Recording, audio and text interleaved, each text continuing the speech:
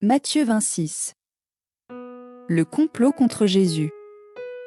Lorsque Jésus eut achevé tous ses discours, il dit à ses disciples : Vous savez que la Pâque a lieu dans 2 jours, et que le Fils de l'homme sera livré pour être crucifié.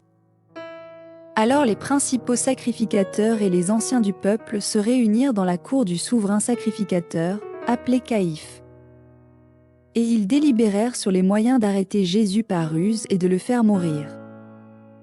Mais ils dirent que ce ne soit pas pendant la fête, afin qu'il n'y ait pas de tumulte parmi le peuple. L'onction à Béthanie. Comme Jésus était à Béthanie, dans la maison de Simon le lépreux, une femme s'approcha de lui avec un vase d'albâtre, plein d'un parfum de grand prix, et, pendant qu'il était à table, elle répandit le parfum sur sa tête. Les disciples, voyant cela, s'indignèrent et dirent : À quoi bon cette perte ? On aurait pu vendre ce parfum très cher et en donner le prix aux pauvres. Jésus, s'en étant aperçu, leur dit : Pourquoi faites-vous de la peine à cette femme ? Elle a fait une bonne action à mon égard. Car vous avez toujours des pauvres avec vous, mais vous ne m'avez pas toujours. En répandant ce parfum sur mon corps, elle l'a fait pour ma sépulture. Je vous le dis en vérité, partout où cette bonne nouvelle sera prêchée, dans le monde entier, on racontera aussi en mémoire de cette femme ce qu'elle a fait. Judas trahit Jésus. Alors l'un des 12, appelé Judas Iscario, alla vers les principaux sacrificateurs et dit : Que voulez-vous me donner, et je vous le livrerai ? Et ils lui payèrent 30 pièces d'argent. Depuis ce moment, il cherchait une occasion favorable pour livrer Jésus. La scène. Le premier jour des pains sans levain, les disciples vinrent vers Jésus et lui dirent : Où veux-tu que nous te préparions le repas de la Pâque ? Il répondit : Allez à la ville chez un tel, et vous lui direz : Le Maître dit : Mon temps est proche, je ferai chez toi la Pâque avec mes disciples. Les disciples firent ce que Jésus leur avait ordonné, et ils préparèrent la Pâque. Le soir étant venu, il se mit à table avec les 12. Pendant qu'il mangeait, il dit : Je vous le dis en vérité, l'un de vous me livrera. Ils furent profondément attristés, et chacun se mit à lui dire : Est-ce moi, Seigneur ? Il répondit : Celui qui a mis avec moi la main dans le plat, c'est celui qui me livrera. Le Fils de l'homme s'en va, selon ce qui est écrit de lui. Mais malheur à l'homme par qui le Fils de l'homme est livré. Il vaudrait mieux pour cet homme qu'il ne fût pas né. Judas, qui le livrait, prit la parole et dit : Est-ce moi, Rabbi ? Jésus lui répondit : Tu l'as dit.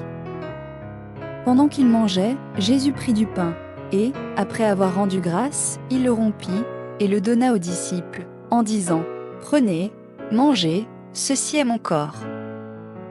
Il prit ensuite une coupe, et, après avoir rendu grâce, il la leur donna, en disant : Buvez-en tous. Car ceci est mon sang, le sang de l'Alliance, qui est répandu pour beaucoup, pour la rémission des péchés. Je vous le dis, je ne boirai plus désormais de ce fruit de la vigne, jusqu'au jour où j'en boirai du nouveau avec vous dans le royaume de mon Père. Après avoir chanté les cantiques, ils se rendirent à la montagne des Oliviers. Jésus annonce le reniement de Pierre. Alors Jésus leur dit : Je serai pour vous tous cette nuit une occasion de chute, car il est écrit : Je frapperai le berger, et les brebis du troupeau seront dispersées. Mais, après que je serai ressuscité, je vous précéderai en Galilée. Pierre, prenant la parole, lui dit : Quand tu serais pour tous une occasion de chute, tu ne le seras jamais pour moi.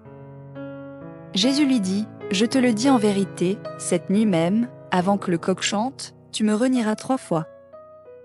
Pierre lui répondit : Quand il me faudrait mourir avec toi, je ne te renierai pas. Et tous les disciples dirent la même chose. Jésus à Gethsémané. Là-dessus, Jésus alla avec eux dans un lieu appelé Gethsémané, et il dit aux disciples : Asseyez-vous ici, pendant que je m'éloignerai pour prier. Il prit avec lui Pierre et les 2 fils de Zébédée, et il commença à éprouver de la tristesse et des angoisses.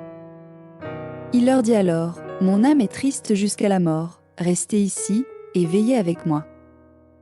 Puis, ayant fait quelques pas en avant, il se jeta sur sa face, et pria ainsi : Mon Père, s'il est possible, que cette coupe s'éloigne de moi. Toutefois, non pas ce que je veux, mais ce que tu veux. » Il vint vers les disciples, qu'il trouva endormis, et il dit à Pierre, « Vous n'avez donc pu veiller 1 heure avec moi. Veillez et priez, afin que vous ne tombiez pas dans la tentation. L'esprit est bien disposé, mais la chair est faible. » Il s'éloigna une seconde fois, et pria ainsi, « Mon Père, s'il n'est pas possible que cette coupe s'éloigne sans que je la boive, que ta volonté soit faite. » Il revint, et les trouva encore endormis, car leurs yeux étaient appesantis. Il les quitta, et, s'éloignant, il pria pour la 3e fois, répétant les mêmes paroles. Puis il alla vers ses disciples, et leur dit, « Vous dormez maintenant, et vous vous reposez. Voici, l'heure est proche, et le Fils de l'homme est livré entre les mains des pécheurs. Levez-vous, allons, voici, celui qui me livre s'approche. » L'arrestation de Jésus.